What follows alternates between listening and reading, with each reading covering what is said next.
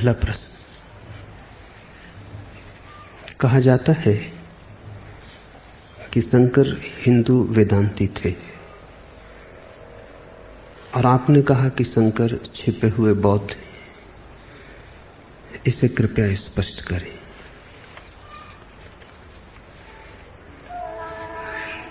शंकर छिपे हुए बौद्ध भी हैं, छिपे हुए जैन भी, छिपे हुए मुसलमान भी। वैसे ही जैसे बुद्ध छिपे हुए हिंदू हैं, छिपे हुए जैन भी, छिपे हुए ईसाई भी, और वैसे ही जैसे क्राइस्ट छिपे हुए हिंदू हैं, छिपे हुए मुसलमान, छिपे हुए बौद्ध भी। जिन्होंने जाना है उन्होंने एक को ही जाना है, दो हैं ही नहीं जानने को। हिंदू, मुसलमान, ईसाई सब ऊपर ऊपर के नाम हैं, ऊपर की पहचान है, भीतर का सत्य एक है। भाषा अलग होगी, जो कहा गया है वह अलग नहीं है।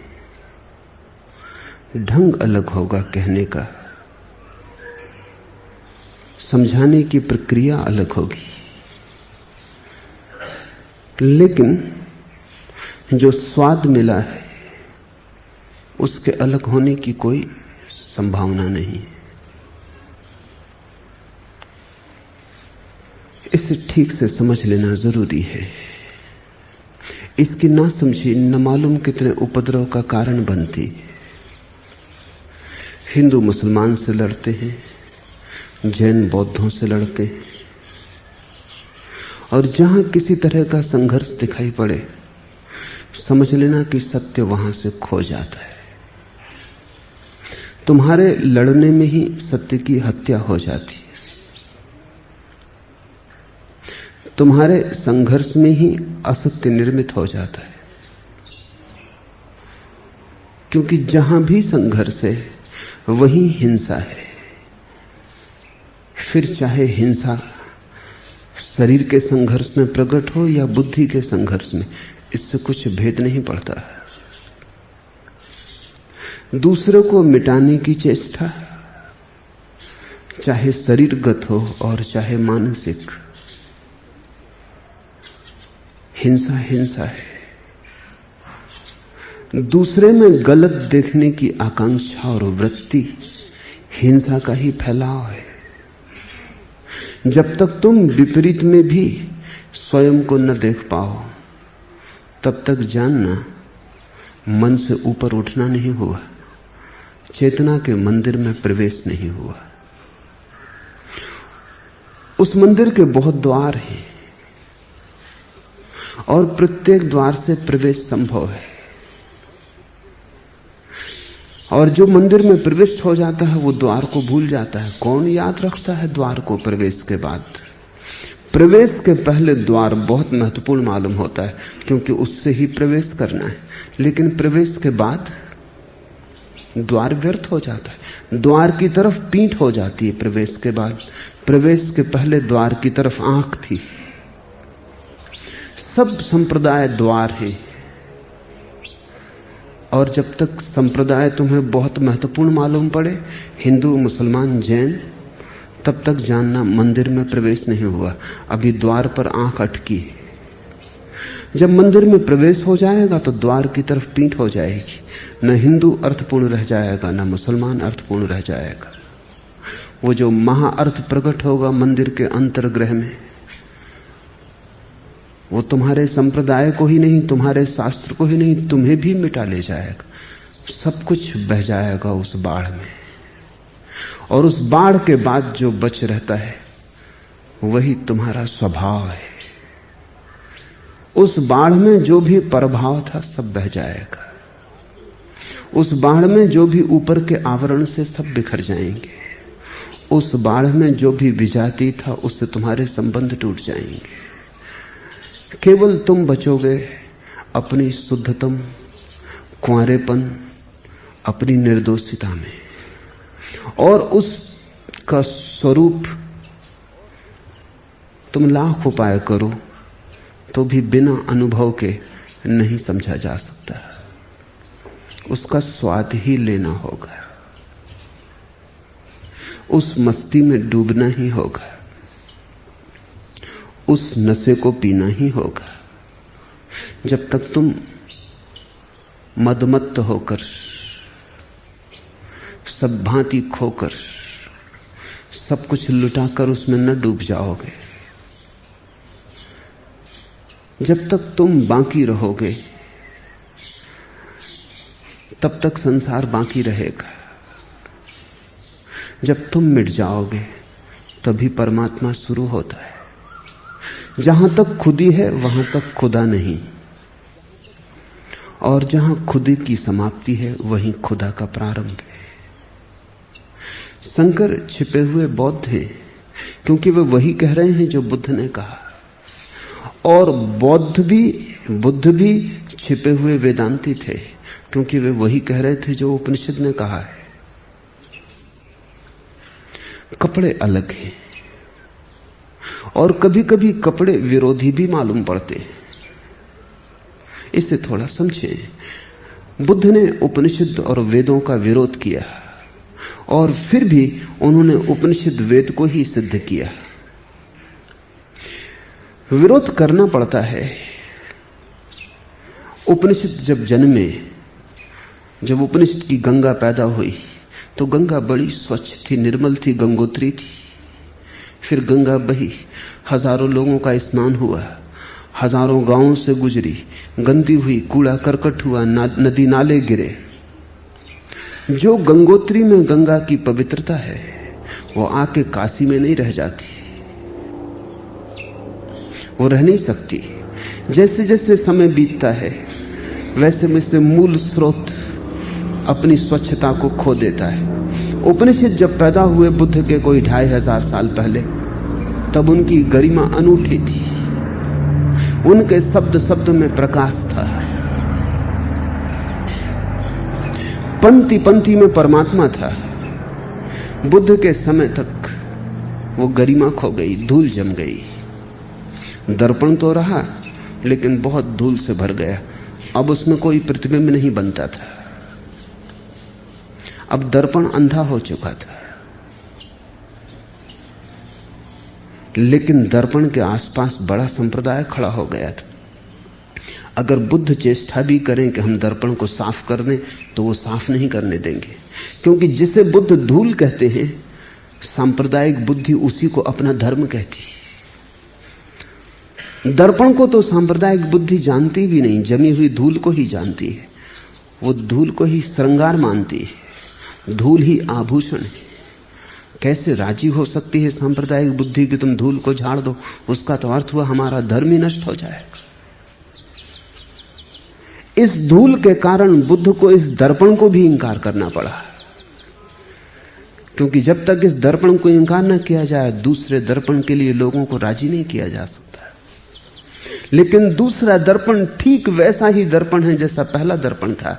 फर्क इतना ही है कि पहला पुराना हो गया, जरा जीर्ण हो गया, उस पर धूल जम गई। सत्य संगठित हो गया, बस मर जाता है। अभी दूसरा सत्य फिर नया है, नवजात, सुबह की ओस की भांति ताजा। नया सत्य भी थोड़े दिन में फिर पुराना हो जाएगा। शंकर के पैदा होते होते बुद्ध का सत्य भी वैसा ही पुराना हो गया। समय किसी को भी क्षमा नहीं करता, और समय तो हर चीज पर धूल जमा देता है। जो चीज आज नई है कल पुरानी हो जाएगी। जो आज छोटा सा नवजात शिशु है कल बूढ़ा हो जाएगा। जिसके स्वागत में आज बैंड बाजे बजाए थे कल उसको मरघट पर विदा कराना पड़ेगा। जैसे व्यक्ति पैदा होते हैं और मर जाते, वैसे ही धर्म भी पैदा होते हैं और मर जाते। समय की धारा में जो भी प्रवेश करता है वो जरा जीर्ण होगा, बूढ़ा होगा, व्यर्थ होगा, कचरा हो जाएगा। लेकिन जब घर में कोई मर जाता है, मां मर जाए, कितना प्रेम किया था उसे, लेकिन मर जाने पर कितना ही रो, फिर भी मरघट ले जाना पड़ता है। अब कोई ना समझे, अगर मां की लाश को घर में रख के बैठ जाए तो जो जिंदा है उनका जीना मुश्किल हो जाएगा। माना कि उससे बहुत प्रेम था और माना कि बड़ी पीड़ा होती है उसे जाके चिता पर जला आने में, लेकिन फिर भी मजबूरी है, चिता पर ले जाना ही पड़ेगा। रोते हुए जाएंगे, छाती पीटते हुए जाएंगे, लेकिन चिता पर तो ले जाना ही पड़ेगा। लाश को घर में रखने का वो उपाय नहीं। लेकिन जो समझ हम शरीर के साथ करते हैं वही समझ हम संप्रदाय के साथ नहीं कर पाते। धर्म जीवित धर्म है, और जब संप्रदाय हो जाता है तो लाश है, पर लाश को हम संभाल कर रख लेते। संप्रदाय की दुर्गंध के कारण फिर जीना मुश्किल ही हो जाता है। संप्रदाय लड़ते हैं, लड़ाते हैं, धर्म तो एक करवाता है, संप्रदाय तोड़ते हैं, तोड़वाते हैं। मंदिर और मस्जिद में बड़ा बैर है। मंदिर और मस्जिद के परमात्मा में तो बैर नहीं हो सकता। मस्जिद और मस्जिद के मानने वाले में बड़ी शत्रुता है, लेकिन वो जिसकी पूजा चली है मंदिर में और जिसकी पूजा चली है मस्जिद में, और किसी ने उसको राम कह के पुकारा है और किसी ने अल्लाह कहकर, ये संबोधन अलग होंगे, लेकिन जिसे पुकारा है वह तो एक ही है। शंकर के समय तक आते आते बुद्ध की धारा भी गंदी हो गई, गंगोत्री न रही, वो भी काशी आ गई। शंकर को फिर खंडन करना पड़ा, क्योंकि अब बौद्ध को मानने वाले बौद्ध थे, बड़ा संप्रदाय था, और वो धूल को न झाड़ने देंगे। फिर नए दर्पण को निर्मित करना पड़ा। आज फिर हालत वैसी हो गई है, शंकर के दर्पण पर फिर धूल जम गई। ये सदा ही होता रहेगा। धूल को मत पूजना, दर्पण को खोजना, तब तुम एक सा ही दर्पण सभी के भीतर पाओगे। और जब तुम्हें एक सा दर्पण सभी के भीतर दिखाई पड़ने लगे, तभी तुम जानना तुम में सद्बुद्धि का जन्म हुआ है। बुद्धि और सद्बुद्धि का यही भेद है। बुद्धि खंडन करती है, बुद्धि बताती है कि भेद कहां कहां है, सद्बुद्धि बताती है कि अभेद कहां है। बुद्धि विश्लेषण करती है, सद्बुद्धि संश्लेषण करती है। बुद्धि सीमाएं खींचती है, सद्बुद्धि सीमाएं मिटाती है। और जब सभी सीमाएं मिट जाती हैं, तभी असीम की उपलब्धि होती है। ऐसा मत सोचना कि तुम सीमाओं में बंधे बंधे असीम को जान लोगे। जानेगा कौन? अगर तुम ही सीमा में बंधे हो तो असीम को कैसे जानोगे? तुम जो भी जानोगे वो सीमित हो जाएगा। असीम को जानना हो तो एक ही उपाय है, अपनी सीमाओं को तोड़ डालना। खिड़की के भीतर से आकाश को देखोगे तो उतना ही आकाश दिखाई पड़ेगा जितनी खिड़की का ढांचा होगा, उससे ज्यादा आकाश दिखाई नहीं पड़ सकेगा। खिड़की आकाश को भी सीमित कर देगी। अगर पूरे आकाश को देखना हो तो बाहर निकल आना घर के खुले आकाश के नीचे। वहां तुम हिंदू भी न रह जाओगे, मुसलमान भी न रह जाओगे, क्योंकि ये नाम खिड़कियों के। खुले आकाश के नीचे तुम मात्र रह जाओगे, और वो तुम्हारा मात्र रह जाना शुद्ध अस्तित्व ही असीम के जानने का उपाय है। असीम को जानना हो तो असीम होना पड़ेगा, वही एकमात्र शर्त है, क्योंकि समान ही समान को जान सकता है। तुम सीमाओं में बंधे असीम को जानने चलोगे, कैसे जान पाओगे? तुम अपनी सीमाएं तो अपने साथ ही लेकर चलोगे, उन्हीं के भीतर से झांकोगे, तुम्हें वही दिखाई पड़ेगा जो तुम्हारी सीमाएं दिखा सकती। शंकर ही छिपे हुए बौद्ध नहीं, बुद्ध भी छिपे हुए वेदांती हैं। जो भ्रष्ट हो चुका है उसे नष्ट करना होता है, जो विकृत हो गया है उसे विनाश करना होता है, जो जराजीर्ण हो गया है उसे चिता पर रखना होता है, ताकि नए के लिए स्थान रिक्त हो जाए। मन कहता है पुराने को बचा लो, मन कहता है पुराने को संभाल लो, लेकिन अगर तुम पुराने को बहुत संभाले जाओगे तो नए को जगह ना मिलेगी। बूढ़े का जाना जरूरी है ताकि बच्चे आ सके। जरा जीर्ण वृक्ष गिरेगा ताकि नए अंकुर फूट सके। मैंने सुना है एक बहुत पुराना चर्च था, वो जरा जीर्ण हो गया था। हवा चलती तो लगता कि अब गिरा तब गिरा। उसमें पूजा करने वाले लोग भी डरने लगे थे, कभी भी गिर सकता था। आखिर ट्रस्टियों ने बैठक की कि अब कुछ करना ही होगा। अब तो पुजारी भी भीतर आने से डरता है, पूजा करने वाले भी डरते हैं, पास से गुजरने वाले भी चर्च के भयभीत होते हैं, क्योंकि कब गिर जाए, किसकी जान ले ले। रास्ता भी निर्जन हो गया, उससे कोई गुजरता नहीं। तो उन्होंने 3 प्रस्ताव स्वीकार किए। एक कि पुराने चर्च को गिराना पड़ेगा, अत्यंत दुख से सर्वसम्मति से उन्होंने स्वीकार किया। और दूसरा कि नए चर्च को बनाना पड़ेगा। ये बड़ी पीड़ा से स्वीकार किया, क्योंकि पुराने से मोह बन जाते। नए से तो परिचय ही नहीं है, अभी नया तो अभी पैदा ही नहीं हुआ, तो नए से तो मोह कैसे हो सकता है, पुराने से मोह होता है। इसलिए तो अगर छोटा बच्चा मर जाए तो उतना दुख नहीं होता, जैसे जैसे उसकी उम्र बड़ी होने लगेगी उतना ज्यादा दुख होगा, क्योंकि उतना परिचय हो जाएगा, उतना संबंध बन जाएगा, उतने राग निर्मित हो जाएंगे। पुराने को गिराना है दुख से, नए को बनाना है मजबूरी है।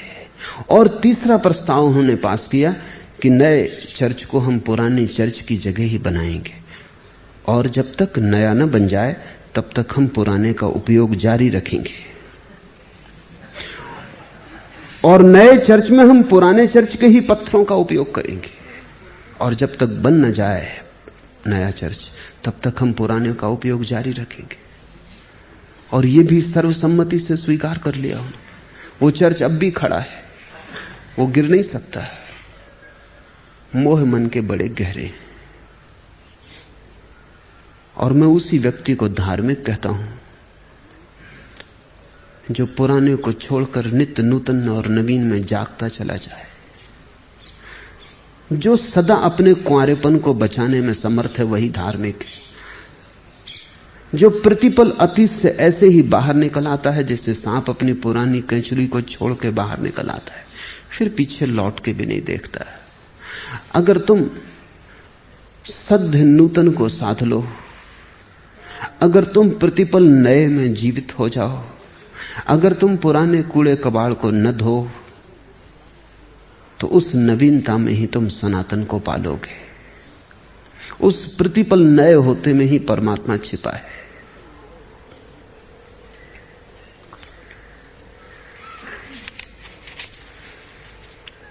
दूसरा प्रश्न, शंकर और आप गोविंद का भजन करने को कहने के पहले हमें हर बार मूढ़ कहकर क्यों संबोधित करते?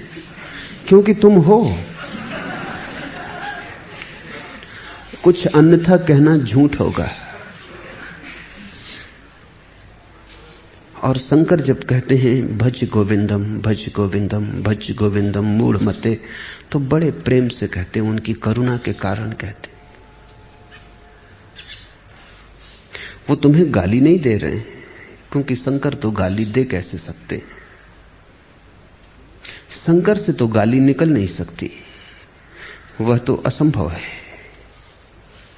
वे तुम्हें चेता रहे हैं, वे तुम्हें जगा रहे हैं,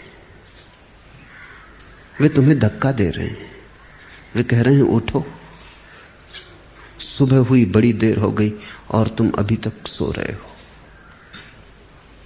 वे मूढ़ कहते हैं क्योंकि जब तक वे कुछ कठोर शब्द ना कहें तुम्हारी नींद ना टूटेगी। और वे मूढ़ कहते हैं क्योंकि यही सत्य है, यही यथार्थ है। मूढ़ता का अर्थ है मूर्छा। मूढ़ता का अर्थ है सोए सोए जीना। मूढ़ता का अर्थ है विवेकहीनता। मूढ़ता का अर्थ है जागरण की कमी, होश का न होना। जब तुम क्रोध में होते हो तब तुम ज्यादा मूढ़ हो जाते हो, क्योंकि तब होश और भी खो जाता है। लेकिन कभी कभी तुम होश में होते हो तब तुम उतने मूढ़ नहीं होते। और तुम भी जानते हो कि कभी तुम कम मूढ़ होते हो, कभी ज्यादा मूढ़ होते हो। कभी मन में मोह भर जाता है तो मूढ़ता बढ़ जाती, कभी मन में वासना भर जाती तो मूढ़ता भर जाती।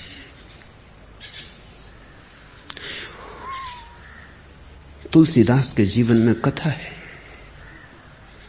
कि पत्नी मायके गई थी तो वर्षा की रात में सांप को पकड़ के वो चढ़ गए। घर के पीछे से प्रवेश कर रहे थे चोर की भांति। बड़ी गहरी मूढ़ता रही होगी कि सांप भी दिखाई न पड़ा, रस्सी समझ में आया। वासना बड़ी तीव्र रही होगी, कामना ने बिल्कुल अंधा कर दिया होगा, आंखें बिल्कुल अंधेरे से भर गई होंगी, नहीं तो सांप दिखाई ना पड़े। हालत तो ऐसी है कि अक्सर रस्सी में सांप दिखाई पड़ जाता है, भय के कारण। मौत आदमी को डराती, राह पर रस्सी पड़ी हो तो सांप दिख जाता है। इससे उल्टी हालत हुई, सांप था और तुलसीदास ने समझा कि रस्सी, और चढ़ गए। पकड़ा तब भी स्पर्श से पता न चला, बिल्कुल मूर्छित रहे होंगे। काम वासना ने पागल कर दिया होगा। पत्नी ने कहा, देखकर ये दशा कि जितना प्रेम मुझसे है, अगर इतना ही प्रेम परमात्मा से होता तो तुम अब तक महापद के अधिकारी हो जाते। पीछे लौट के सांप को देखा, ख्याल आया, वासना अंधा बना देती है। जीवन में एक क्रांति घटित हो गई, पत्नी गुरु बन गई, वासना ने निर्वासना की तरफ जगा दिया।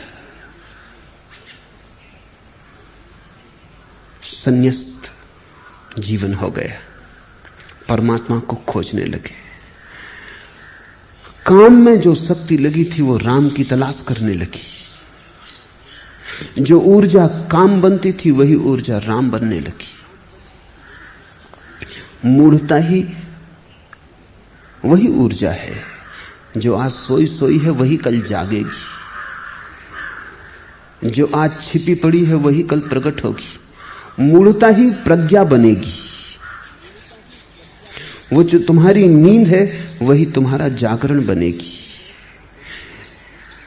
इसलिए उससे नाराज मत होना, और ना ही मन में निंदा से भरना, और ना ही अपनी मूढ़ता को छिपाने की कोशिश करना। बहुत लोग वही कर रहे हैं। वो महामूढ़ है जो मूढ़ता को छिपाने की कोशिश कर रहे हैं। तो तुम छोटी मोटी जानकारी इकट्ठी कर लेते हो, अपनी मूढ़ता को जानकारी से ढांक लेते हो।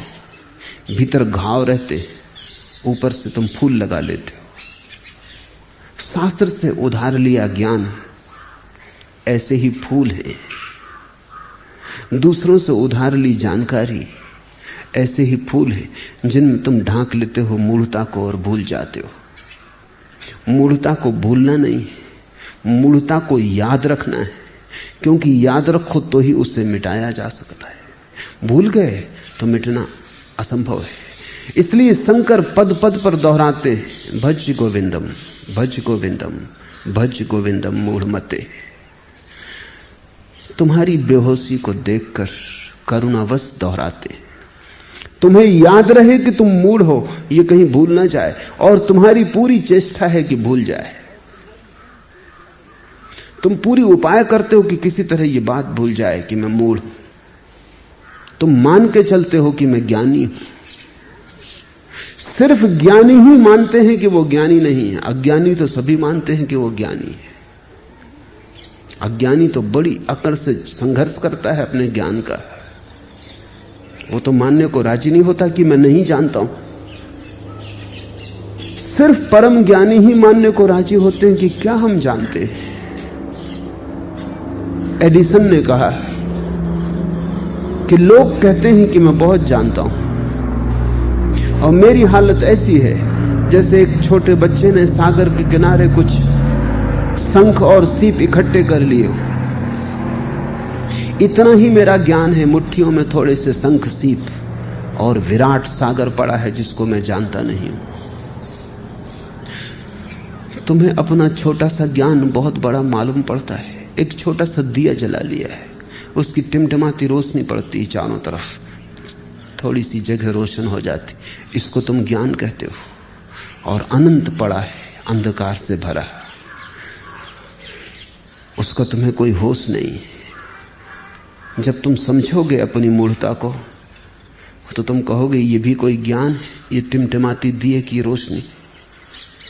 अनंत पड़ा है यात्रा के लिए, अनंत पड़ा है अन्वेषण के लिए, अनंत पड़ा है खोजने के लिए, और मैं इन शंख सीपियों को हाथ में बटोर कर ज्ञानी हो रहा हूं। तब तुम इस ज्ञान को भी छोड़ दोगे, और जिस दिन तुम जानोगे कि तुम मूढ़ हो, इस होश से भरोगे, उसी दिन मूढ़ता पिघलने लगी। क्योंकि ये होश मूढ़ता के बाहर ले जाएगा। मूढ़ता बेहोशी है, तो होश के साथ टूटने लगेगी। मनोवैज्ञानिक कहते हैं कि अगर किसी पागल को यह समझ में आ जाए कि मैं पागल हूं, तो वो ठीक हो जाएगा। पागल को समझ में नहीं आता कि वो पागल है, वो तो यही समझता है कि दुनिया पागल है। खलील जिब्रान ने लिखा है कि एक मित्र पागल हो गया, तो वो उसे मिलने पागल खाने गया। वो एक बेंच पर बैठा था बगीचे की पागल खाने की। जिब्रान उसके पास जाके बैठ गया और उसने बड़े दया भाव से कहा कि मित्र, बड़ा दुख होता है तुम्हें यहां देखकर। उसने बड़े गौर से जिब्रान को देखा और कहा, दुख? दुख किस बात का? जिब्रान ने कहा, यह देखकर कि तुम्हें पागल खाना आना पड़ा। वो पागल हंसने लगा। उसने कहा, तुम गलती में हो। जब से हम यहां आए तब से ही हमें गैर पागलों का सत्संग हुआ। बाहर तो सब पागल, और उनसे छुटकारा हो गया, ये हमारा सौभाग्य है। तुम इसे पागल खाना समझ रहे हो? पागल खाना बाहर है, दीवालों के बाहर। यहां थोड़े से चुने हुए बुद्धिमान लोग रहते। पागल को समझ में कैसे आए कि वो पागल है? इतनी ही समझ होती तो पागल कैसे होता? और पागल को इतना ही समझ आ जाए कि मैं पागल हूं, तो पागलपन टूटने लगा। ऐसा समझो कि रात तुम्हें नींद में समझ में आ जाए कि तुम सपना देख रहे हो, तो सपना टूटने लगा। सपना देखने के लिए जरूरी है कि तुम्हें याद ना आए कि तुम सपना देख रहे हो। सुबह याद आएगी जब सपना टूट जाएगा। जब सपना चल रहा है तब तो तुम ऐसे समझोगे कि सब सत्य हो रहा है। अगर वहीं बीच सपने में याद आ जाए कि ये सपना है, उसी वक्त टूट जाएगा। गुरजीएफ अपने शिष्यों को कहता था कि बड़े सपने को तोड़ने के पहले छोटे सपनों को तोड़ना सीखो। ये बड़ा संसार माया है, इसको तुम तोड़ ना पाओगे जब तक तुम छोटे सपने ही नहीं तोड़ सकते। रात का सपना ही नहीं टूटता तो दिन का सपना क्या खाक टूटेगा? तो गुरजीएफ अपने शिष्यों को कहता था कि रात सोते वक्त, प्रति रात सोते वक्त एक ही ध्यान करते हुए सो कि जब सपना आए तो साथ मुझे याद भी आ जाए कि ये सपना है।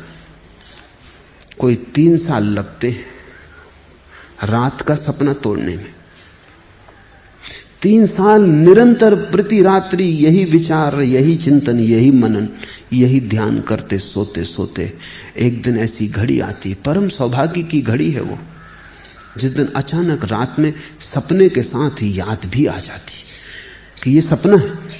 बस इतनी याद आते ही सपना टूट जाता है और नींद में भी होश प्रवेश हो जाता है। उसी दिन से सपने खो जाते हैं, फिर सपने नहीं आते और तभी तुम बड़े सपने में जाग सकते हो। ये जो खुली आंख का सपना है, ये बड़ा सपना है। रात का सपना तो निजी है, प्राइवेट है, अकेले अकेले का है। पति भी अपनी पत्नी को अपने सपने में नहीं बुला सकता, एकदम निजी है। मित्र अपने मित्र को सपने में नहीं बुला सकता है। कोई अपने सपने में किसी को साझीदार नहीं बना सकता, बड़ा आत्यंतिक है, अकेले का है। यह सपना सामूहिक है, सार्वजनिक है। ये तो टूटना बहुत मुश्किल है, क्योंकि तुम्हारा अकेले का है भी नहीं, सबका सामूहिक है, संयुक्त है। लेकिन अगर पहला सपना टूट जाए तो फिर वही याद इस सपने में भी काम आ जाती। फिर यही याद पर्याप्त है कि इस जागते हुए में भी मुझे याद बनी रहेगी ये सपना है। तुम कभी ख्याल करो, किसी ने तुम्हें गाली दी और तुम सिर्फ स्मरण कर लो कि ये सपना है, क्रोध असंभव हो जाएगा। तुम्हारी कोई बहुमूल्य चीज गिर गई और टूट गई, जरा स्मरण कर लो कि सब सपना है, दुख विलीन हो जाएगा। पत्नी मर गई या पति मर गया या बेटा चल बसा, मुश्किल होगा याद करना कि सब सपना है, लेकिन काश तुम कर लो, दुख विसर्जित हो गया। जिसने जान लिया कि सपना है, उसे न फिर मौत हिला पाती है, न जीवन डिगा पाता है, न सुख सुख मालूम होता, न दुख दुख मालूम होता। इसी को तो बुद्धत्व कहा है, इसी को जिनत्व कहा है। यही परम प्रज्ञा है कि न दुख छुए न सुख छुए।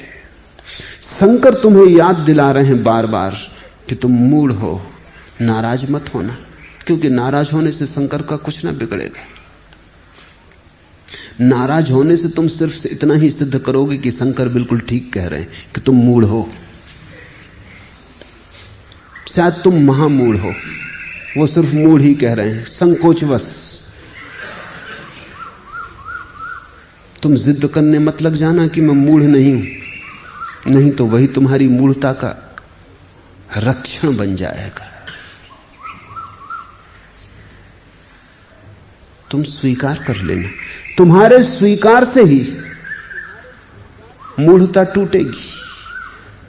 तुम न केवल स्वीकार करना, बल्कि तुम स्वयं को स्मरण दिलाते रहना उठते बैठते कि मैं मूढ़ हूं, मूर्छित हूं, ना समझ हूं, पागल हूं। तुम्हारे कृत्य बदल जाएंगे, तुम्हारा गुणधर्म बदल जाएगा, तुम्हारी चेतना एक नई दिशा में गतिमान हो जाएगी। काश तुम याद रख सको कि तुम ना समझ हो, तो तुम में समझदारी का सूत्रपात हो गया। अज्ञान की पहचान ज्ञान का पहला चरण है, और अंधेरों को ठीक से समझ लेना प्रकाश जलाने की पहली शुरुआत है। जो अंधेरे को ही अंधेरा नहीं समझता, जो अंधेपन को अंधापन नहीं समझता, वो आंख की तलाश क्यों करेगा? तुम चिकित्सक के पास जाते हो, चिकित्सक इसकी फिक्र नहीं करता कि तुम्हें कौन सी औषधि दी जाए, पहले फिक्र करता है कि निदान किया जाए, डायग्नोसिस ठीक हो। निदान पहली बात है, चिकित्सा दूसरी बात है। औषधि को खोज लेना सरल है अगर निदान बिल्कुल ठीक ठीक हो जाए। अगर ठीक से बीमारी पकड़ में आ जाए तो औषधि बहुत बड़ी बात नहीं है। इसलिए बड़े चिकित्सक निदान का पैसा लेते हैं, औषधि बताने का नहीं। औषधि तो फिर कोई भी बता सकता है। अगर बीमारी पर हाथ पड़ गया तो औषधि ज्यादा दूर नहीं, वो तो बोतल में भरी रखी है। एक दफा साफ समझ में आ गया कि ये बीमारी है तो औषधि तो अपने आप मिल जाएगी, कोई बड़ी अड़चन की बात नहीं। शंकर बार बार कह रहे हैं तुमसे कि हे मूढ़, गोविंद को भजो, वो तुम्हारी बीमारी का निदान कर रहे हैं। मूढ़ता तुम्हारी बीमारी है, गोविंद का भजन औषधि है। मगर मूढ़ी अगर तुम नहीं हो तो भजन तुम गोविंद का क्यों करोगे? अगर तुमने माना कि मैं बीमारी नहीं हूं तो चिकित्सा तुम क्यों लोगे? अगर तुम अपनी बीमारी की ही रक्षा कर रहे हो और तुम दावा करते हो कि मेरी बीमारी मेरा स्वास्थ्य है, तो फिर तुम असाध्य हो, फिर तुम्हारा उपचार नहीं हो सकता।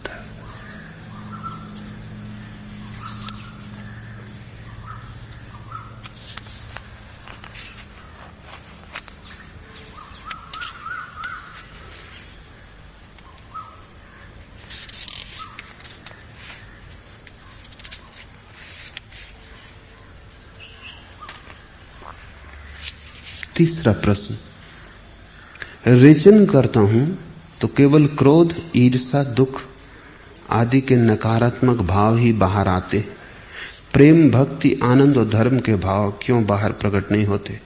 क्या वे मेरे भीतर नहीं? वे भीतर हैं, लेकिन जरा और भीतर है। जैसे कोई कुएं को खोदता है तो पहले तो कंकड़, पत्थर, मिट्टी ही हाथ आती, जल थोड़ी एकदम से हाथ आ जाता है। फिर हर एक की जमीन भी अलग अलग है। कहीं 30 फीट पे पानी निकल आता है, कहीं 60 फीट पे पानी निकलता है। पानी जरूर है, ऐसी कोई भी जमीन नहीं है जिसके नीचे पानी ना हो। गहराई का फर्क हो सकता है।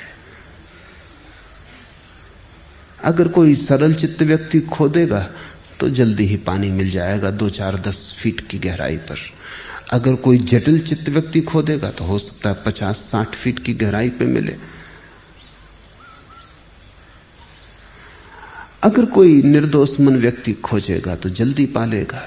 अगर कोई हिंसक, क्रोधी, तमसांध व्यक्ति खोजेगा तो देर लगेगी।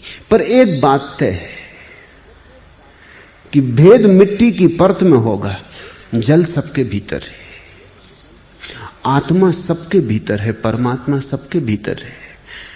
भेद कर्मों की परत का होगा। और जब तुम पहले पहले खोदोगे तो सीधा परमात्मा हाथ नहीं लगेगा, पहले तो कर्मों की परत ही हाथ लगेगी, क्योंकि वही तुम्हारे चारों तरफ घिरी है। पहले तो कंकड़ पत्थर ही हाथ लगते हैं कुआं खोदने में, उनसे घबरा मत जाना। वो अच्छी शुरुआत है, वो खबर दे रहे हैं कि ठीक है, यात्रा शुरू हुई। कंकड़ पत्थर हाथ लगेंगे, फिर कूड़ा करकट हाथ लगेगा, फिर अच्छी भूमि हाथ आएगी, फिर गीली भूमि हाथ आएगी। तुम रोज कदम कदम करीब पहुंच रहे हो। गीली भूमि जब करीब आ जाए तब तुम समझना कि अब जल ज्यादा दूर नहीं। जल सबके भीतर है, क्योंकि जल न हो तो तुम जियोगे कैसे? जीवन सबके भीतर है, जीवन न हो तो तुम होगे कैसे? कितना ही दूर छिपा रखा हो उसे तुमने, कितने ही आवरण तुमने अपने आसपास बना लिए हो, लेकिन इससे तुम उसे नष्ट नहीं कर पाते। आत्मा तुम्हारे कर्मों से दब सकती है, नष्ट नहीं होती। अब ये तुम पर निर्भर है कि तुमने कितना दबाया है, उतना ही रेचन करना पड़ेगा। और जन्मों जन्मों में हमने दबाया है, इसलिए घबराना मत। रेचन करता हूं तो केवल क्रोध, ईर्ष्या, दुख आदि के नकारात्मक भाव ही हाथ आते। ठीक है, शुभ लक्षण है, उलीच डालो इनको। जब ये बिल्कुल उलीच डालोगे तो इनके नीचे ही छुपी हुई तुम दूसरी धाराएं भी पाओगे। जिस दिन तुम्हारे भीतर से क्रोध बिल्कुल उखाड़ के फेंक दिया जाएगा, उस दिन तुम पाओगे करुणा हाथ आने लगी, क्योंकि करुणा क्रोध का दूसरा पहलू है। जिस दिन तुम पाओगे कि तुम्हारे भीतर से हिंसा बिल्कुल उखड़ गई, वहीं से अहिंसा की शुरुआत हो जाएगी। जब तक तुम पाओगे कि नकारात्मक भाव मिल रहा है, तब तक घबराना मत, खोदते चले जाना। उसके ही नीचे कहीं विधायक भाव भी छिपा है, लेकिन खुदाई करनी पड़ेगी। आलस्य से नहीं हो सकेगा, सतत श्रम जरूरी है और सतत जागरूकता जरूरी है। क्योंकि एक हाथ से तुम खोद सकते हो और दूसरे हाथ से पत्थर मिट्टी वापस डाल सकते हो। सुबह ध्यान जब करोगे तो क्रोध को बाहर निकाल दोगे, और दिन भर बाजार में क्रोध को फिर इकट्ठा कर लोगे, तब तो फिर ये खुदाई कभी ना हो पाएगी।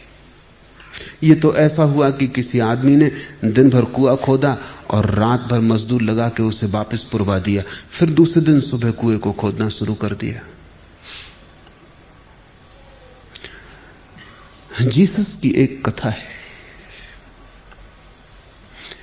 कि एक आदमी ने गेहूं का खेत बोया, लेकिन अचानक पाया कि कोई व्यक्ति घास पात के बीज उसमें फेंक गया है, उसके खेत को नष्ट करने को। नौकर बहुत चिंतित हुए, और जो प्रधान नौकर था वो तो बहुत ही चिंतित हुआ। उन सब ने बैठक की कि क्या करें, ये तो सारी फसल खराब हो जाएगी। मालिक से पूछा, मालिक ने कहा अभी जल्दी मत करो, अब अभी अगर तुम घास पात को उखाड़ने जाओगे तो गेहूं के नन्हे पौधे मर जाएंगे। अब फसल जब काटेंगे तभी दोनों को अलग कर लेंगे। नौकरों को बात जची नहीं। नौकरों ने आपस में सोचा कि ये बात तो ठीक नहीं है, बुराई को अभी मिटा देना उचित है। लेकिन मालिक अगर गलत भी कहे तो मानना पड़ता है। फिर भी उन्होंने कहा हम खोजबीन जारी रखें कि किसने ये शरारत की है। और हमारा मालिक इतना भला आदमी है, सज्जन है, किसने उसके साथ ऐसी शत्रुता की है। उन्होंने बहुत खोजा लेकिन कोई पता ना चला। लेकिन एक सांझ एक नौकर आया प्रधान नौकर के पास और उसने कहा कि मुझे क्षमा कर दें, अब और ज्यादा देर में ये राज छुपाने में असमर्थ हूं। मैं जानता हूं कि किसने ये घास पात के बीज फेंके, क्योंकि मैं उस समय जाग रहा था और मैंने उस आदमी को मेरी आंख के सामने से खेत में जाते देखा। लेकिन मुझे लगता है वो आदमी होश में नहीं था, क्योंकि मैं सामने खड़ा था और उसने ना तो मुझे पहचाना और न मुझे देखा। वो जैसे नींद में था। अब तक मैं छिपाए रहा, अब छिपाना मुश्किल हो रहा है। प्रधान नौकर तो बहुत नाराज हुआ। उसने कहा कि तुम इतनी देर क्यों छिपाए? उस नौकर ने कहा अभी भी मेरी हिम्मत नहीं थी आके कहने की, लेकिन अब बर्दाश्त के बाहर है, पहले मेरी पूरी कथा सुन लो। प्रधान ने कहा तुम पहले उस आदमी का नाम बताओ, वो कौन है, उसे सजा दी जाएगी। वो नौकर जो रहस्य का उद्घाटन करने आया था सिर झुका के बैठ गया। प्रधान ने पूछा तुम बोलते क्यों नहीं, उसका नाम लो, डर क्या है? उस नौकर ने कहा तुम भरोसा ना कर सकोगे, वो हमारे मालिक ने ही वो बीज फेंके, वो घास पात भी हमारे मालिक ने ही वो बीज फेंके। तब दोनों ने तय किया कि इस बात को छिपा के ही रखना उचित है, किसी से कहना उचित नहीं। जीसस की ये कथा ये कहती है कि दिन में तुम जो बनाते हो रात तुम मिटाते हो। रात नींद में, बेहोशी में तुम वही सब मिटा देते हो जो तुमने दिन में होश में बनाया था। ऐसे लोग हैं जिनको निद्रा में चलने का रोग होता है। ऐसे मामले पाए गए, अदालतों में मुकदमे चले, क्योंकि कोई स्त्री रात को उठ के अपने ही कपड़ों में आग लगा देती और सुबह रात सो जाती, किसी को धोखा नहीं दे रही, क्योंकि अपने ही कपड़े हैं जिनका उसे बड़ा मूल्य और प्रेम है, और सुबह रोती चिल्लाती कि किसने कपड़े जला दिए। अब कमरे में कोई आया नहीं, पति सोया है, पत्नी सोई है, कोई और आया नहीं, पति जला नहीं सकता, पत्नी के तो जलाने का सवाल ही नहीं, जरूर कोई भूत प्रेत है। लेकिन खोजबीन से पाया गया कि नींद में उठ के वो स्त्री ही जलाती रही। उसको निद्रा में उठने की बीमारी है। ऐसे लोग हैं जो नींद में उठ के अपने चौके में पहुंच जाते, कुछ खा पी के वापस आके सो जाते। सुबह तुम उनको पूछो, वो कहेंगे हमें कुछ पता नहीं, हम उठे ही नहीं। शायद ज्यादा से ज्यादा उनने रात में सपना देखा हो कि उठ के चौके में गए, अगर ज्यादा से ज्यादा याद करेंगे, लेकिन वो कहेंगे वो सपना था, वो भी याद में नहीं आता। प्रत्येक व्यक्ति इस बीमारी का शिकार है गहरे अर्थों में। एक हाथ से तुम बनाते हो, दूसरे हाथ से तुम मिटाते हो। जिसको तुम प्रेम करते हो उसी को घृणा करते हो, जिसको तुम सम्मान करते हो उसी का मन में निरादर भी रखते हो।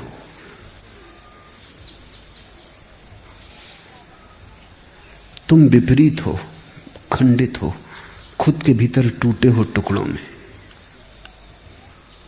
तुम अपने प्रेम को अपनी घृणा से नष्ट कर देते हो और अपनी करुणा को अपने क्रोध से मिटा डालते हो।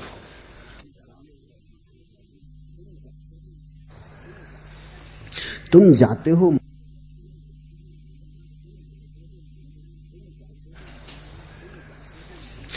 जाते हो मंदिर में परमात्मा का स्मरण करने, और मंदिर में भी बैठ के बाजार का स्मरण करते हो।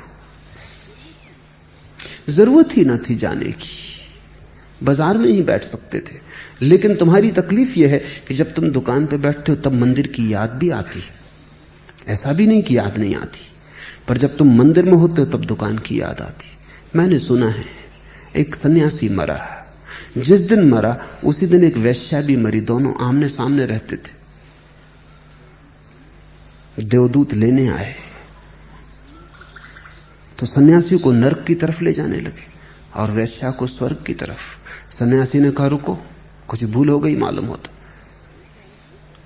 ये क्या उल्टा हो रहा है? मुझ सन्यासी को नरक की तरफ, वेश्या को स्वर्ग की तरफ। जरूर संदेश में कहीं कोई भूल चूक हो गई। संसार का इतना बड़ा काम है, भूल चूक हो सकती है। छोटी मोटी सरकारें भूल करती तो पूरे विश्व की व्यवस्था में भूल हो जाना कुछ आश्चर्यजनक नहीं। तुम फिर से पता लगा के आओ। शक तो देवदूतों को भी हुआ, उन्होंने कहा भूल कभी हुई तो नहीं, लेकिन मामला तो साफ दिखता है कि ये वेश्या है और तुम सन्यासी हो। वो गए, लेकिन ऊपर से खबर आई कि कोई भूल चूक नहीं, जो होना था वही हुआ है। वेश्या को स्वर्ग ले आओ, सन्यासी को नरक डाल दो। अगर ज्यादा जिद करे तो उसे समझा देना कि कारण ये है। जिद सन्यासी ने की तो देवदूतों को कारण बताना पड़ा। कारण यह था कि सन्यासी रहता तो मंदिर में था, लेकिन सोचता सदा वेश्या की था। पूजा तो करता था, आरती तो उतारता था भगवान की, लेकिन मन में प्रतिमा वेश्या की होती थी। और जब वेश्या के घर में रात राग रंग होता, बाजे बजते, नाच होता, कहे उठते, नशे में डूब के लोग उन्मत्त होते, तो उसको ऐसा लगता कि मैंने अपना जीवन व्यर्थ ही गंवाया। आनंद वहां है, मैं यहां क्या कर रहा हूं इस निर्जन में बैठा, इस खाली मंदिर में, ये पत्थर की मूर्ति के सामने। पता नहीं भगवान है भी। शक पैदा होता और रात जाग के वो करवटें बदलता है और वेश्या को भोगने के सपने देखता है। और वेश्या की हालत ऐसी थी कि वो वेश्या थी, लोगों को रिझाती भी, नाचती भी, पर मन उसका मंदिर में लगा था। वो सदा ये सोचती, जब मंदिर की घंटियां बजती तो वो सोचती कि कब मेरे भाग्य का उदय होगा कि मैं भी मंदिर में प्रवेश कर सकूंगी। मैं अभागी, मैंने अपना जीवन गंदगी में बिता दिया। अगले जन्म में है परमात्मा, मुझे मंदिर की पुजारिन बना देना, मुझे मंदिर के सीढ़ियों की धूल भी बना देगा तो भी चलेगा। उनके पैरों के नीचे पड़ी रहूं जो पूजा को आते हैं, उतना भी बहुत है। जब मंदिर में सुगंध उठती धूप की तो वो आनंद मग्न हो जाती।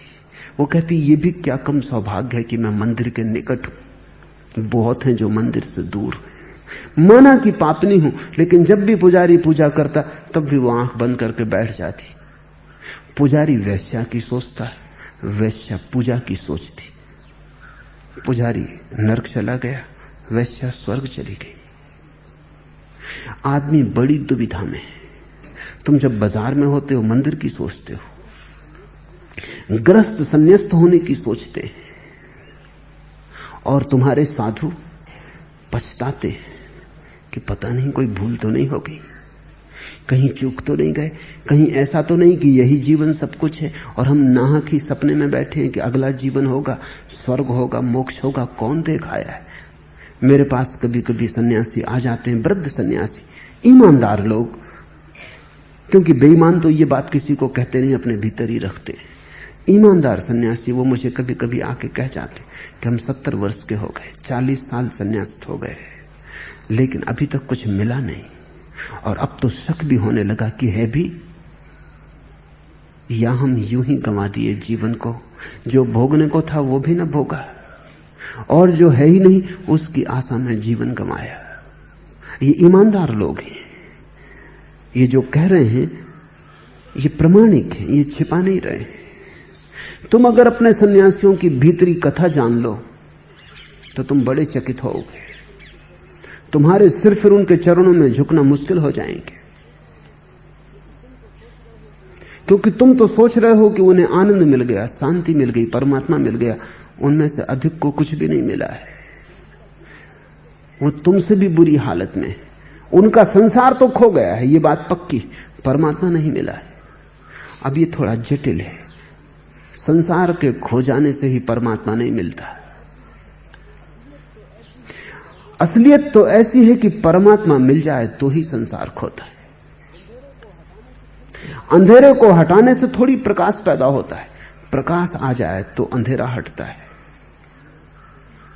तो सन्यास कोई नकार नहीं है, विधेय है। पाना पहले होता है, छूटना बाद में होता है, और ये ठीक भी है। जब तक तुम्हें सार्थक का दर्शन न हो जाए तब तक तुम व्यर्थ को छोड़ोगे कैसे? सार्थक का दर्शन ही तो व्यर्थ के छोड़ने का साहस बनेगा। सार्थक को देख लोगे तो व्यर्थ अपने से छूटना शुरू हो जाएगा, उसे छोड़ना भी ना पड़ेगा, छोड़ने की पीड़ा भी ना होगी।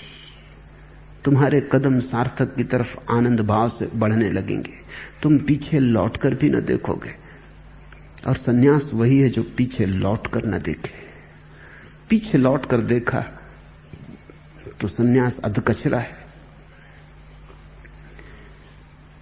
शुरू में तो नकारात्मक भाव तुम्हारे भीतर पड़े हैं, उन्हें निकालना है।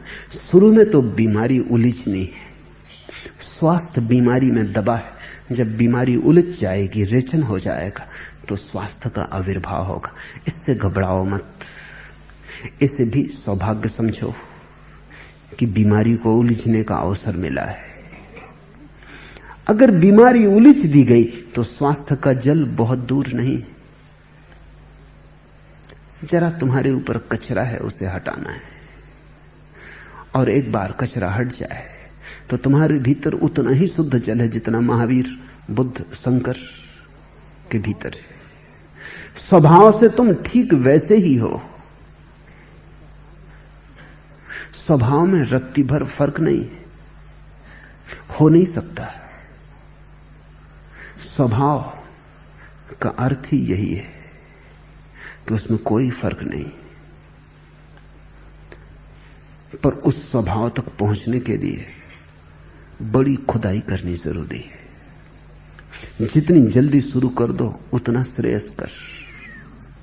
और ध्यान यही रखना कि जो उलीचो उसे फिर बार बार भरते मत जाना। ध्यान में जिसे उलीचो फिर ध्यान रखना दिन भर कि उसे वापस भर तो नहीं रहे हो गड्ढे में।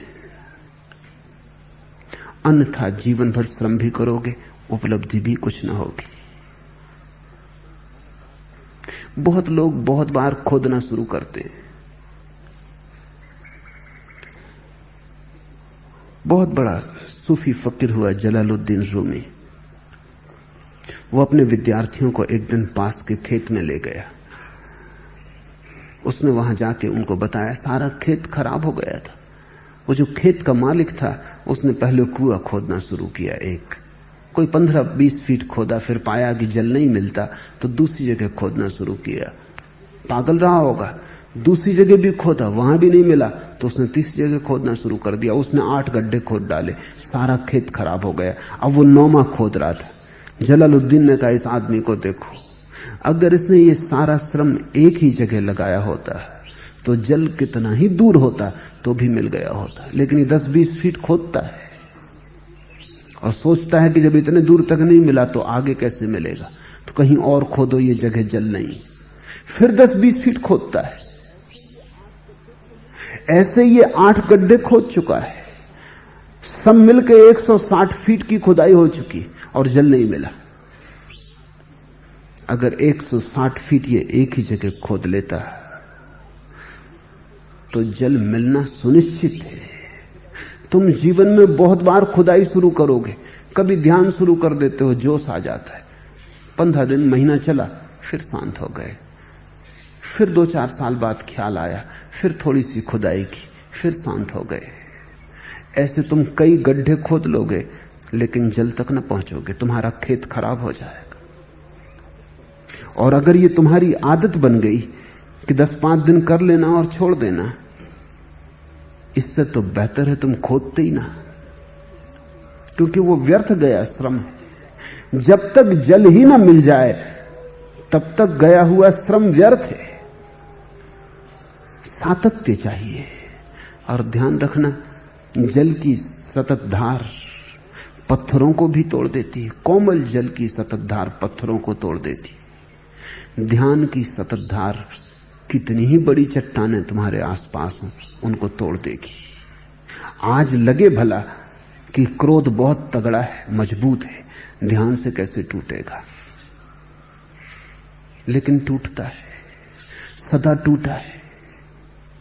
चट्टान उसकी मजबूत है और ध्यान बड़ा कोमल है। लेकिन यही जीवन का रहस्य है कि अगर कोमल की सततता बनी रहे तो कठोर से कठोर भी टूट जाता है।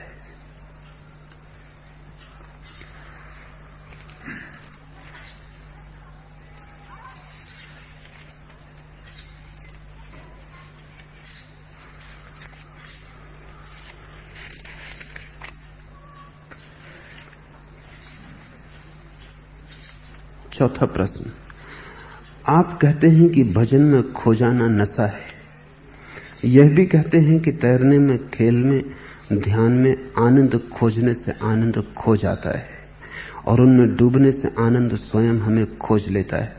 कृपया डूबने तथा होश और बेहोशी की सीमा रेखाओं को स्पष्ट करें। खो जाने के लिए भजन करना नशा है। भजन करते करते खो जाना नशा नहीं।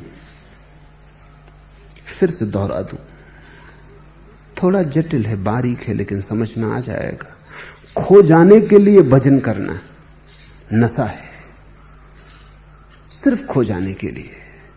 जीवन में चिंता है, दुख है, पीड़ा है, तनाव है, अशांति है, संताप है, इससे बचना है, इसको भूलना है, कहीं भी अपने को व्यस्त कर लेना ताकि ये भूल जाए। तो कोई सिनेमा में जाके बैठ जाता है, 2 घंटे भूल जाता है। कोई शराब घर में बैठ जाता है, 2 घंटे भूल जाता है। कोई मंदिर में जाके कीर्तन करने लगता है, वहां भूल जाता है। ये भूलने की अलग अलग विधियां हुई, लेकिन तीनों की नजर एक है, चिंता को भूलना है। लेकिन घर लौट के चिंता प्रतीक्षा कर रही, फिर तुम वही के वही हो। वो 2 घंटे व्यर्थ ही गए, उनसे कुछ सार ना हुआ। उन 2 घंटों के कारण चिंता मिटेगी नहीं। भूलने की खोज करना नशा है, शराब है, और तुम चाहो तो धर्म की भी शराब बना सकते हो। लेकिन भजन करते खो जाना बिल्कुल दूसरी बात है। तुम खोने गए नहीं थे, तुम्हारी कोई आकांक्षा अपने को भूलने की न थी, तुम किसी चिंता से बचने को ना गए थे, तुम चिंता से उठने गए थे, जागने गए थे। चिंता को मिटाना है, भूलना नहीं। तुम चिंता मिटाने गए थे, तुम जीवन का सार समझने गए थे, तुम जीवन की एक ऐसी घड़ी निर्मित करने गए थे जहां चिंता उठनी असंभव हो जाए, जहां अशांति ना उठे, जहां बेचैनी पैदा ना हो। तुम स्वभाव की तलाश करने गए थे, तुम गहरे जल सूत्र खोजने गए थे, तुम भूलने ना गए थे, जागने गए थे। लेकिन ध्यान करते करते खो गए। ये खोना नशा नहीं है, या अगर ये नशा है तो ये नशा होश का नशा है। इसमें तुम खो भी जाओगे और जागे भी रहोगे।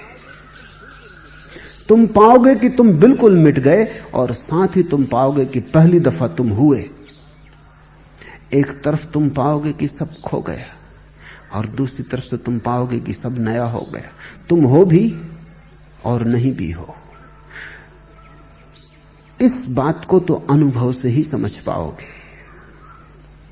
एक ऐसी घड़ी है ध्यान की जब तुम होते भी नहीं, मैं नहीं होता उस घड़ी में, सिर्फ अस्तित्व होता है, मात्र शुद्ध होना होता है। मैं तो खो गया होता है, सिर्फ अस्तित्व रह जाता है। न कोई विचार होता, न कोई अहंकार होता। चित्त का दर्पण पूरा स्वच्छ होता, कोई धूल नहीं होती। उस स्वच्छ दर्पण में परमात्मा झलकता है। वो शांति का अपूर्व क्षण है, वो समाधि की अपूर्व घटना है। लेकिन तुम खोने ना गए थे, तुम रूपांतरित होने गए थे, तुम स्वयं को बदलने गए थे। तुम खोने नहीं गए थे, मिटने गए थे। तुम घड़ी भर के विश्राम के लिए ना गए थे, तुम जीवन भर की क्रांति के लिए गए थे। तो ध्यान दो ढंग से किया जा सकता है। एक कि तुम सिर्फ अपने को भूलना चाहते हो, दो कि तुम अपने को बदलना चाहते हो। और जो तुम्हारा भीतर कारण होगा उसी के फल लगेंगे। तुम जो बोओगे वही काटोगे। अगर तुमने ध्यान में अपने को मिटाने का बीज बोया तो फसल में तुम पाओगे कि तुम मिट गए, परमात्मा बचा।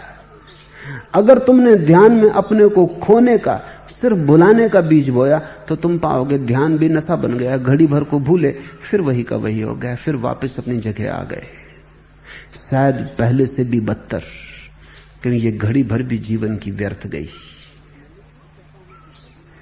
तो मैं निश्चित कहता हूं कि भजन में खो जाना नशा है।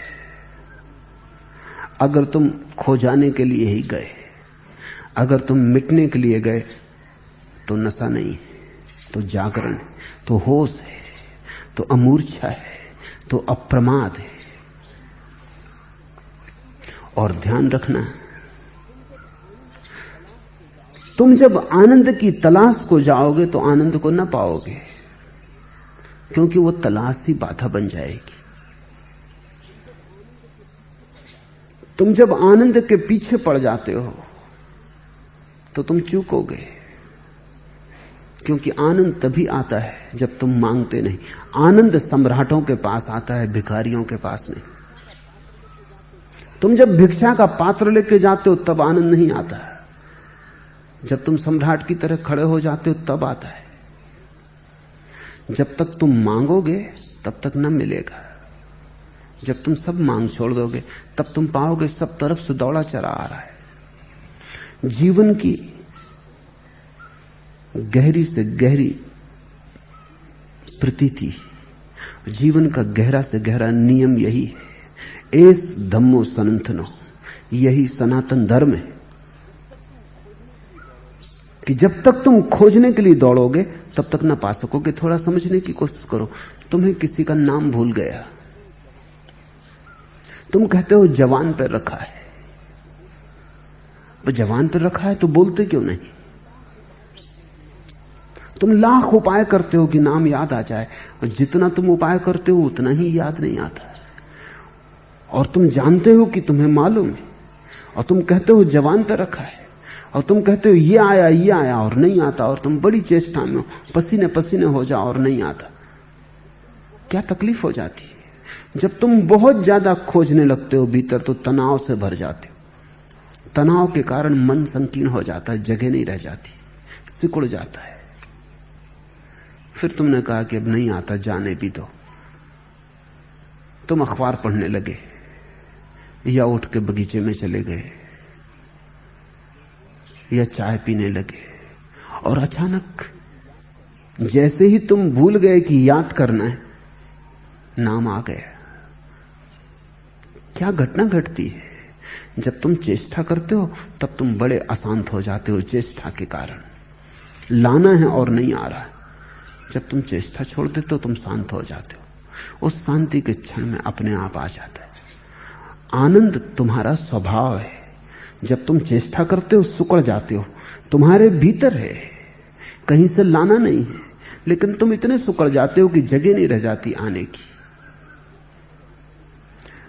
तुमने देखा होगा जितनी तुम जल्दी करो उतनी देर हो जाती है। किसी दिन ट्रेन पकड़नी तो जल्दी करते हो तो बटन उल्टी लग जाती, नीचे की ऊपर लग जाती। जितनी जल्दी करते हो सूटकेस बंद नहीं होता, और भागा दौड़ी करते हो चाबी घर भूला है या टिकट ही नहीं ला पाए, स्टेशन भी पहुंच गए तो बेकार। और तुम जानते हो कि यही तुम अगर बिना बेचैनी के करो तो इतने ही समय में इससे ज्यादा सुविधा से हो जाएगा। रोज तुम कोट की बटन लगाते हो, कभी उल्टी नहीं लगती, लेकिन जिस दिन जल्दी हो उस दिन उल्टी लगती। कोट कोई तुम्हारा दुश्मन? कि कोर्ट कोई बैठा है, राह देख रहा है कि जिस दिन जल्दी हो उस दिन बताएंगे। कोर्ट को क्या लेना देना है? लेकिन तुम्हारी जल्दी कपा देती है, चिंतित कर देती है, हाथ उल्टा सीधा घूम जाता है, कुछ का कुछ हो जाता है। जितने तुम निश्चिंत भाव से करोगे उतनी जल्दी होगी, जितनी चिंता से करोगे उतनी देर हो जाएगी। जितने भागोगे उतनी देर से पहुंचोगे, जितने आहिस्ता चलोगे उतने जल्दी पहुंच जाओगे। ये बात उल्टी लगती है नहीं, क्योंकि धैर्य बड़ी शक्ति है और न मांगना बड़ा गहरा आत्मविश्वास है। आनंद मिलता है तब जब तुम आनंद की तलाश ही नहीं कर रहे होते, तभी चारों तरफ से, बाहर भीतर से, सब तरफ से आनंद उत्सव शुरू हो जाता है। तलाश छोड़ो, मांग मत रखो, ध्यान को साधन मत समझो, साध्य समझो। ऐसा मत सोचो कि आनंद मिलेगा इसलिए कर रहे हैं। करने में आनंद लो। आनंद मिलेगा इसलिए नहीं, करना ही आनंद है। और जब करना आनंद बन जाए, साधन साध्य हो जाए, तो राह पर ही मंजिल आ जाती। तब तुम जहां बैठे हो वहीं तुम्हारा परमात्मा प्रकट हो जाता है। तुम्हें कहीं जाना नहीं पड़ता, और जाओगे भी तुम कहां, उसका कोई पता ठिकाना भी नहीं। उसके घर का तुम्हें कुछ सूत्र भी नहीं तुम्हारे हाथ में है, कहां खोजोगे? आनंद को कहां खोजोगे? सत्य को कहां खोजोगे? मोक्ष को कहां खोजोगे? तुम शांत होकर बैठ जाओ। बुद्ध की प्रतिमा देखी, महावीर की प्रतिमा देखी, शंकर की प्रतिमा देखी, चलते हुए नहीं मालूम पड़ रहे, भागते हुए नहीं मालूम पड़ रहे, कहीं जाते हुए नहीं मालूम पड़ रहे, बैठे हैं, शांत हैं। चेहरे पर इतना भी भाव नहीं दिखाई पड़ता कि कुछ खोज रहे हो। गौर से महावीर की प्रतिमा में देखना, चेहरे पे कोई जल्दी मालूम पड़ती, चेहरे पे कोई ऐसा भाव मालूम पड़ता है कि कोई खोज कर रहे हैं? कुछ भी नहीं मालूम पड़ता, बस बैठे हैं। न कोई खोज है, न कोई आकांक्षा है, न कोई फल है, न कोई भविष्य है, बस यहां और अभी। अगर तुमने महावीर, बुद्ध और शंकर की प्रतिमाएं देखी तो तुम उनको पाओगे कि उनका पूरा संदेश इतना है कि अभी और यहां शांत बैठे हैं। न कहीं जाना है, न कुछ होना है, न कुछ पाना है, कोई दौड़ नहीं, कोई वासना नहीं। बस उसी घड़ी में सब घट जाता है, बरस जाता है आकाश।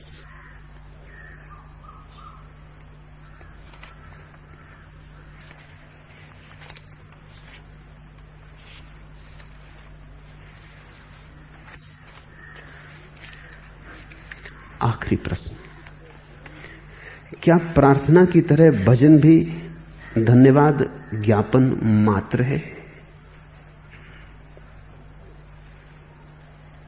प्रार्थना बीज है, भजन वृक्ष। प्रार्थना अप्रगट है, भजन प्रगट। भजन नाचती हुई प्रार्थना है, गाती हुई प्रार्थना है। भजन अभिव्यक्ति है प्रार्थना की। अगर प्रार्थना देखनी है तो तुम्हें महावीर और बुद्ध में दिखाई पड़ेगी। अगर भजन देखना है तो मीरा और चैतन्य में। बुद्ध और महावीर में जो भीतर संभला हुआ है, मीरा और चैतन्य में बाहर बह गया है। बुद्ध और महावीर में जो थिर है, मीरा और चैतन्य में नाच उठा है। भजन प्रार्थना की अभिव्यंजना है। ऐसा समझो कि तुम्हें किसी के प्रति प्रेम है, तुम इसे भीतर भी रख सकते हो, कोई जरूरत नहीं कहने की। कभी तुम ऐसा ना भी कहो कि मुझे तुझसे प्रेम है तो भी चलेगा, तुम भीतर ही भीतर रख सकते हो, संभाले रखते हो। अक्सर स्त्रियां किसी को कहती नहीं कि उन्हें प्रेम है, संभाल के रखती है। कहना क्या, होना काफी है। लेकिन कभी प्रेम प्रकट भी होता है, कभी गीत में, कभी हाथ के स्पर्श में, कभी आंख की भाव व्यंजना में, कभी मौन में भी। लेकिन जब भी प्रकट होता है तब फूल खिल जाते, बीज बीज नहीं रह जाता। दोनों सुंदर हैं। दो तरह के लोग हैं दुनिया में। कुछ लोग हैं जिन्हें प्रार्थना काफी है, कहने की कोई जरूरत नहीं है, जो अपने शून्य में और मौन में परमात्मा को साथ लेंगे। फिर दूसरे तरह के लोग भी हैं जिनको इतना काफी ना होगा। जब तक काफी से ज्यादा ना हो जाए उन्हें काफी ना होगा। जब तक उनके ऊपर से जलधार बहने ना लगे, जब तक उनकी प्याली इतनी लबालब ना हो जाए कि बटने लगे, बाहर उलझने लगे, तब तक काफी ना होगा। मीरा नाच उठती है। बुद्ध के प्याले से जो छलकता नहीं, मीरा से छलक जाता है। दोनों शुभ हैं। तुम अपनी प्रकृति को पहचानना। अगर तुम भीतर रखना चाहो कोई हर्जा नहीं, लेकिन अगर बांटना चाहो तो भी कोई हर्जा नहीं। और दोनों में मैं कोई तुलना नहीं करता। बीज भी सुंदर है क्योंकि फूल उसी से आता है, और फूल भी सुंदर है क्योंकि फिर बीज बन जाते हैं। दोनों जुड़े, अभिव्यक्ति अनभिव्यक्ति दोनों जुड़े, प्रकट अप्रकट दोनों जुड़े। तुम अपनी प्रकृति को खोज लेना, तुम्हें जो रुचिकर लगे। लेकिन ध्यान रखना, भजन अभिव्यक्ति है, प्रार्थना मौन है। पूछा है कि क्या प्रार्थना की तरह भजन भी धन्यवाद ज्ञापन मात्र है? नहीं, प्रार्थना धन्यवाद है, भजन अहोभाव। प्रार्थना कहती है जो दिया वो बहुत है, जो दिया उससे संतोष है, जो दिया उससे गहन तृप्ति है। लेकिन भजन कहता है जो दिया वो जरूरत से ज्यादा है, उसे बांटना है। वो संभलता नहीं, संभाले नहीं संभलता, उसे लुटाना है। भजन नाचता है, कहता नहीं। भजन बोलता है, अनबोला नहीं। भजन का अपना सौंदर्य है। प्रार्थना ना गाया हुआ गीत है, चित्र है चित्रकार के मन में छिपा, कैनवस पे नहीं आया। मूर्ति है पत्थर में दबी, अभी छेनी से काटी नहीं गई, प्रकट नहीं हुई। भजन प्रकट मूर्ति है, पत्थर काटा गया, छेनी ने काम कर दिया है। भजन गाया हुआ गीत है। रविन्द्रनाथ मरने के 2 दिन पहले एक मित्र मिलने आया और उसने कहा कि चिंतित होने की तो कोई जरूरत नहीं, तुम्हारा जीवन तो सफलता का जीवन था। पुराने साथी हैं दोनों, बचपन के मित्र हैं, दोनों बूढ़े हो गए। दूसरे ने कहा कि तुम तो शांति से मर सकते हो, दुख से मरे तो हम। कुछ पाया नहीं, ऐसे ही गंवा दिया जीवन। तुमने इतने गीत गाए, 6000 गीत रविन्द्रनाथ ने गाए। कहते इतने गीत संसार में किसी कवि ने नहीं गाए। पश्चिम में महाकवि शैली का नाम, पर उसके भी गीत 3000 हैं। रविन्द्रनाथ के गीत 6000 हैं, और 6000 ही गीत संगीत में बांधे जा सकते हैं। नोबेल पुरस्कार तुम्हें मिला, उस बूढ़े ने कहा। तुम सब तरह से सम्मानित हुए, तुम शांति से मर सकते हो, अशांति से मरे हम। तुम तो विदा हो सकते हो, तुम परमात्मा को धन्यवाद दे सकते हो। रविन्द्रनाथ ये सब सुनते रहे, फिर उन्होंने कहा कि सुनो, मैं जो गीत गाना चाहता था वो अभी तक गा नहीं पाया। वो अभी भी मेरे भीतर बीज की तरह पड़ा है। वो जो 6000 मैंने गाए वो मेरी असफल चेष्टाएं हैं उस एक गीत को गाने के लिए। वो जो गीत मेरे भीतर बीज की तरह पड़ा है, उसको गाने के लिए मैंने चेष्टाएं की हैं, हर बार असफल हुआ हूं। तुमने उन गीतों में कुछ पाया होगा, मेरी वो असफलता की कथाएं। और मेरा गीत अभी गाया नहीं, अभी मैं बिन गाया पड़ा हूं। और मैं परमात्मा से शिकायत कर रहा हूं कि तू उठाने को आ गया। अभी तो साज बिठा पाए थे, ठोंक पीट की थी, तार बिठा पाए थे, सितार तैयार हुआ था, लोगों ने समझा हम गीत गा रहे थे, हम साज बिठा रहे थे। अब जबकि गीत गाने का क्षण करीब आ रहा था, जब अनुभव ने पका दिया था और प्राण राजी हुए थे और सब सार संभल गए थे, तब उठने का वक्त आ गया।